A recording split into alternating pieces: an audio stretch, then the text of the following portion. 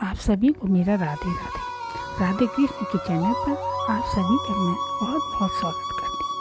राधे कृष्ण के चैनल को like share subscribe जरूर करिएगा। हरे कृष्ण कृष्ण कृष्ण हरे हरे, हरे राम राम राम हरे हरे, हरे कृष्ण कृष्ण कृष्ण हरे हरे, हरे राम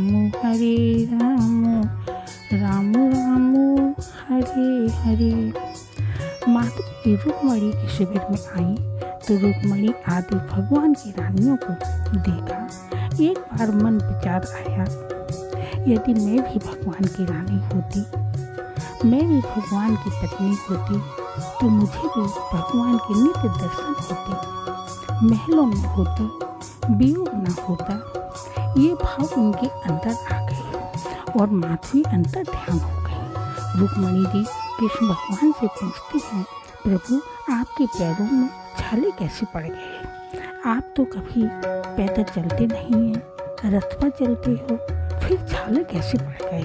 श्री कृष्ण ने कहा, छोड़ो रुक्मणी जी। कहती नहीं बताओ प्रभु ये छाले कैसे पड़े हैं? तभी कृष्ण ने कहा, रुक्मणी जी क्या आज राधा आई थी? तभी रुक्मणी जी ने कहा, हाँ आई तो थी, लेकिन तुमको कैसे पता? मैंने राधा जी को बुलाया था, क्योंकि मैं तो राधे से मिल आई थी, लेकिन ये 16,000 मेरी बहनें हैं, वो मुझसे लड़ती, इसलिए मैंने ही राधा को यहाँ पर बुलाया था। वो आई थी उनको, लेकिन मैं पूछ रही थी, लेकिन मैं आपसे पूछ रही हूँ कि छाले कैसे पड़ गए? और आप पूछते हैं श्री जी आई थी। श्री जी के आने से छालों से क्या संबंध है प्रभु? कृष्ण भगवान कहते हैं, उनके आने से ही तो छालों का संबंध है रुक्मणी जी। रुक्मणी जी कहती है, बताइए प्रभु बताइए। तभी कृष्ण भगवान ने कहा, उनके आने से ही छालों का संबंध है प्रभु। मैं आपके बारे में राधा से कुछ भी पूछती तो वो कुछ नहीं बताती। जानना चाहती थी, मुझे लग रहा था कि अतिथि की सेवा करना चाहिए, नहीं मुझे अपराध लगेगा, तो मैंने गर्म दूध उनको देना चाहा, वो नहीं पी रही थी। तभी मैंने आपका प्रसाद बताया तो राधा जी ने तुरंत पी लिया। लेकिन मैं ये पूछ रही हूँ कि आपके छाले क्यों पड़ गए? तभी कृष्ण बोले, देवी यही तो लीला है। तभी रुक्मणी जी कहती है, क्या हुआ प्रभु, क्या हुआ? तुमने राधा को गर्म दूध पिला दिया। रुक्मणी जी कहती है, लेकिन तुम्हारे छाले क्यों हुए? रुक्मणी जी तुम जानती नहीं हो, श्री राधे के हृदय में मेरे चरण रहते हैं। तुमने गर्म दूध पिलाया, वो गर्म दूध मेरे चरणों पर पड़े, इसलिए छाले पड़ गए। रुक्मणी जी ने सुना और बोली, अरे ऐसा प्रेम होता है क्या? श्री जी के हृदय में आपके चरण हैं।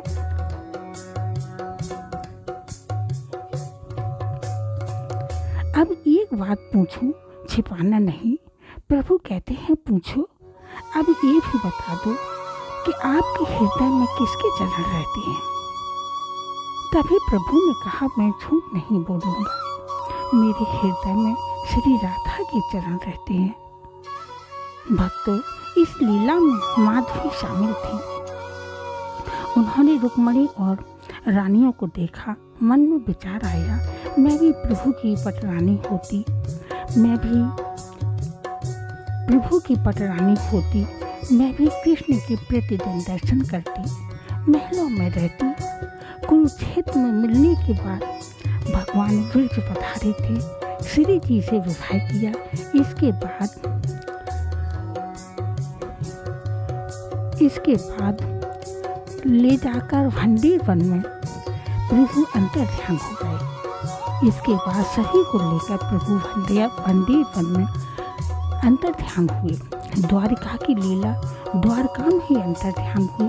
प्रभु अनंत रूप लाए, प्रभु के अनंत रूप हैं। सारी लीला भंडीर वन में अंतर्ध्यान हुई और माधवी भी अंतर्ध्यान हुई। माधवी का शरीर छूटने के पहले माधवी को श्री कृष्ण की पत्नी बनने का शौक आया, इसलिए मीराबाई ने कृष्ण को पति भाव से भजा। देखिए शास्त्रों में लिखा कि मरते समय हमारा किसमें भाव जाता है, जिससे ही जन्म वही माधवी किसमें भाव जाता है, जो उसमें ही जन्म होगा।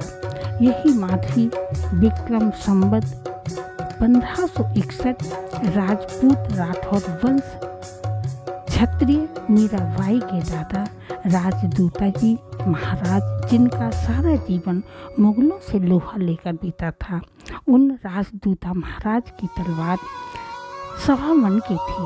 उन राजदूता ने अपने जीवन में बहुत लड़ाई लड़ी थी। उनका शरीर मुगलों से युद्ध करते घाव से भरा पड़ा था। मीराबाई के दादा जितने शूरवीर थे उतने ही बड़े भक्त भी थे। आज भी मेड़ता में 4 भुजा नाथ का मंदिर है, वो मीराबाई के दादा के ठाकुर भी है। रावदूता जी महाराज क्षत्रिय शिरोमणि राणा सागा मीराबाई के ससुर थे। रावदूता जी के 5 पुत्र थे। मीराबाई चौथे पुत्र रतन जी की पुत्री थी। मीराबाई की माता का नाम छालीबाई था। श्री रतन जी बड़े प्रतापी राजा थे। रावदूता जी के 4 पुत्रों की संतान थी। परंतु रतन जी को कोई संतान नहीं थी। एक बार रावदूता जी ने रतन जी का हाथ दिखाया। उनके यहाँ एक ज्योतिषाचार्य जी आते थे।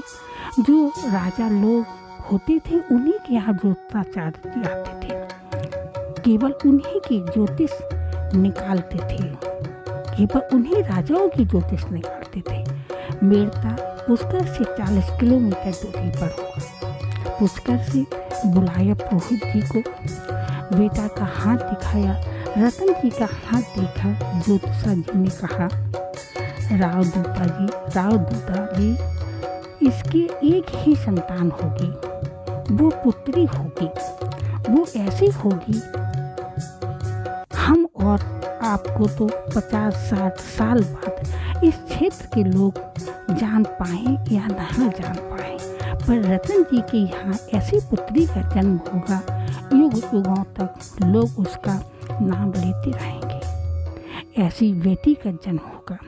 और रतन सिंह और उनकी पत्नी को 4 भुजा नाथ की सेवा बताई और वो दोनों करने लगे। गौ सेवा भी बताई, गौ सेवा भी करने लगे। 1 साल करते रहे। तब छालीबाई ने गर्भ धारण किया। रावदूता को पता चला, बहुत खुश हुए, बहू गर्भवती है। रावदूता जी के यहाँ संत लोग आते रहते थे, क्योंकि पुष्कर पास में था, क्योंकि प्रयागराज तीर्थराज है और पुष्कर तीर्थ गुरु है।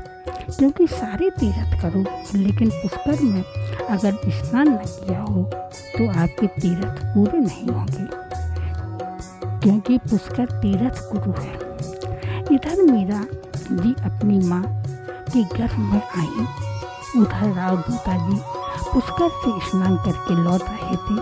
तभी वृंदावन से एक महात्मा आए और रावदूता जी से मिले, क्योंकि रावदूता जी को मालूम था, रावदूता जी को मालूम था कि साधु आ जाए।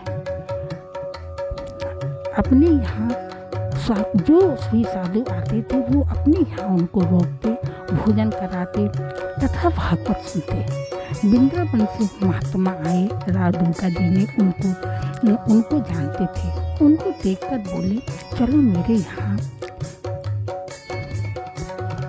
अपने यहाँ ले गए, खिलाया पिलाया। और राव दूता जी बोले, मैंने सुना है कि आप भागवत अच्छी सुनाते हैं।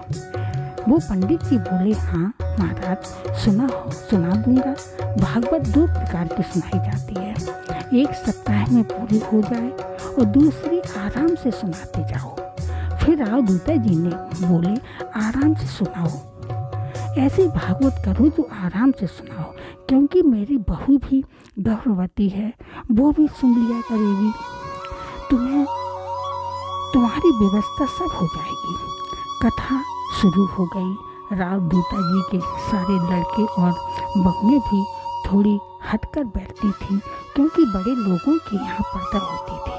मीरा गर्भ में थी। मीरा की माँ भी कथा सुनती थी।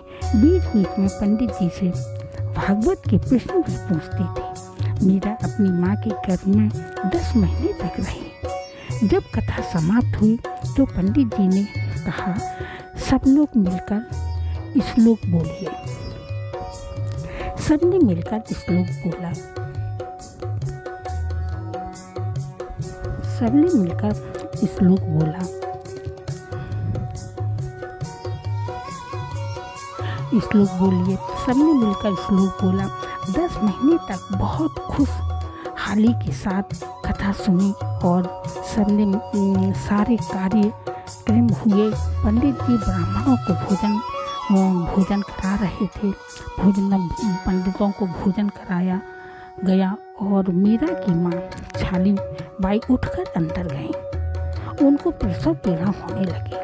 राव दूता को पता चला, तुरंत दाई को बुलाया। दाई आई। सबसे पहले छाली बाई के प्रसव से शंख की ध्वनि की आवाज आई। वह आवाज सभी लोगों ने सुनी। उसी समय मीराबाई ने जन्म ले लिया। उस दिन अश्विनी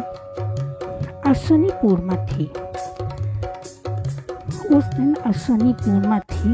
मीराबाई ने जय मीराबाई की जय पूर्णिमा थी।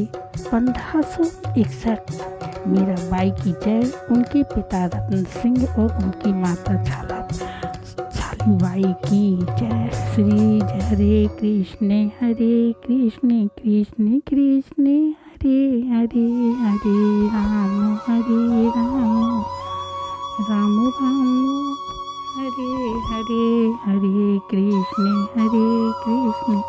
कृष्ण कृष्ण हरे हरे, हरे राम राम राम हरे हरे। राधा कृष्ण की जय।